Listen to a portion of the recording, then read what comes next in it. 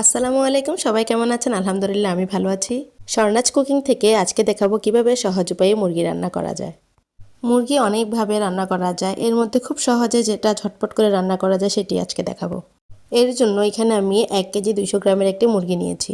মুরগিটাকে আমি কেটে ধুয়ে পরিষ্কার করে নিয়েছি, আর এর জন্য আমি একটা মশলা তৈরি করতেছি, যার মধ্যে পেঁয়াজ, রসুন, আদার, কাঁচামরিচ একসাথে ব্লেন্ড করে নিব। আর রান্নার জন্য আমি এখানে চুলায় একটি প্যান বসিয়ে দিলাম, আর এর মধ্যে কিছু অলিভ অয়েল তেল দিয়ে দিলাম। আর তেলটা যখন গরম হয়ে যাবে এর মধ্যে আমি কিছু আস্ত গরম মশলা দিয়ে দিচ্ছি, তেজপাতা, এলাচ, দারচিনি, লবঙ্গ এইসব। এরপর যে মশলাটি আমি ব্লেন্ড করে নিয়েছিলাম ওই মশলাটি এখানে দিয়ে দিয়েছি, যেখানে পেঁয়াজ, রসুন, আদা এবং কাঁচামরিচ ছিল। এখন আমি এই মশলাটি 2-3 মিনিট কষিয়ে নিব, যাতে মশলার কাঁচা গন্ধটি চলে যায়।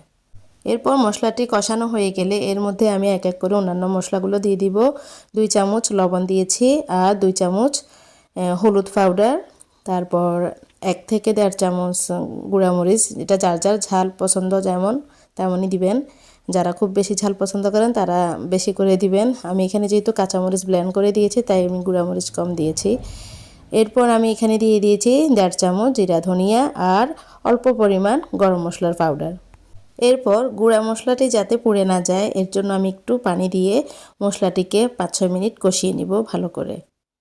আজকের মুরগির মাংসটি আমি কোনো ফ্রাই করব না, একদম কাঁচা অবস্থায় দিয়ে কষিয়ে কষিয়ে রান্না করব।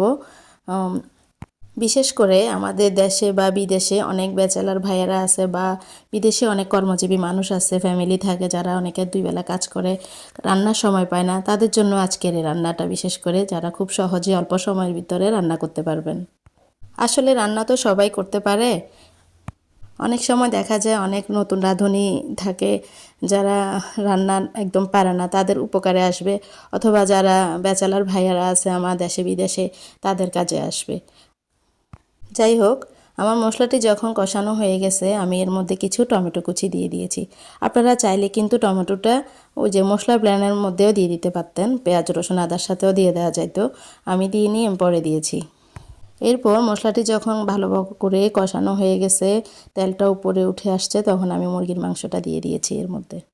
এরপর একটা কাঠি দিয়ে ভালো করে মাংসগুলোকে নেড়ে চেড়ে সবগুলো মশলার সাথে মিশিয়ে দিয়েছি। তারপর একটি ঢাকনা দিয়ে 5-6 মিনিট এটাকে রান্না করেছি, যাতে মাংস থেকে পানিটা বের হয়ে আসে। আমাদের এখানে এই বেবি চিকেনগুলোর মধ্যে থেকে অনেক পানি বের হয়ে আসে, এক্সট্রা কোনো পানি দেওয়া লাগে না, ওই পানিতে মাংসটা ভালো করে কষানো হয়ে যাবে। আর এই মুরগিগুলোও অনেক তাড়াতাড়ি সিদ্ধ হয়ে যায়। মাংসটা যখন কষানো হয়ে গেছে, বেশিক্ষণ কষানো লাগবে না, 1-2 মিনিট কষানোর পরে আমি এর মধ্যে একটা আলু দিয়ে দিয়েছি। যারা আলু পছন্দ করেন মাংসর সাথে খেতে তারা আলু দিতে পারেন। আর আমাদের এখানকার আলুগুলো ইতালিতে বা ইউরোপে যে আলুগুলো পাওয়া যায় এগুলো অনেক তাড়াতাড়ি সিদ্ধ হয়ে যায়, তাই আমি মাংস দেওয়ার কিছুক্ষণ পর পরে আলুটা দিয়ে দিয়েছি। আলু দেওয়ার পরে 5 মিনিট আমি মাংসগুলোকে একটু কষিয়ে নিয়েছি। বেশিক্ষণ কষানো লাগবে না, মাংসও তাড়াতাড়ি সিদ্ধ হয়ে যাবে, আলুও সিদ্ধ হয়ে যায়। আমাদের দেশেরগুলো অবশ্যই একটু সময় লাগবে, হয়তো বা 7 মিনিট অথবা 10 মিনিটের মতো সময় লাগবে।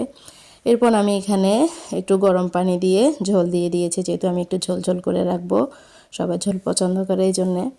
তো এরপরে ঝোল দিয়ে আমি আর বেশিক্ষণ রান্না করতে হয় নাই, 5-6 মিনিট রান্না করার পরে এর মধ্যে আমি 2টা কাঁচামরিচ দিয়ে দিয়েছি একটু গ্রানের জন্য, আর খেতেও ভালো লাগবে। আর যদি কারো ঝাল খেতে ইচ্ছে করে তাহলে মরিচটা খেতে পারবে।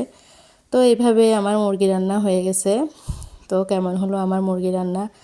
আপনাদের যদি ভালো লেগে থাকে তাহলে আপনারাও খুব সহজে ঝটপট করে এইভাবে মুরগি রান্না করতে পারবেন। তো আপনাদের যদি ভালো লেগে থাকে তাহলে লাইক কমেন্ট করতে ভুলবেন না। ওকে, আল্লাহ হাফেজ।